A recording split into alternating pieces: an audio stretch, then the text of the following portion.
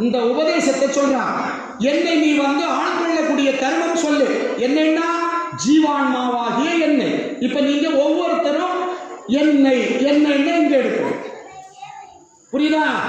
சம்பூர்ண தேவன் மட்டும் அல்ல, நாமும் சம்பூர்ண தேவன். அப்ப நம்மளை ஆட்கொள்ளக்கூடிய தருணத்தில் இந்த உலகத்தில் என்ன என்ன நடக்கும்? நடக்கேன்னா தட்சணா பூமியில தேசவர சோதனைக்கு நான் என்னைக்கு வைகுண்ட அவதாரம் எடுக்க வாரேனோ அன்னைக்கு ஒன்னே ஆட்கொள்ளக்கூடிய தருணம்.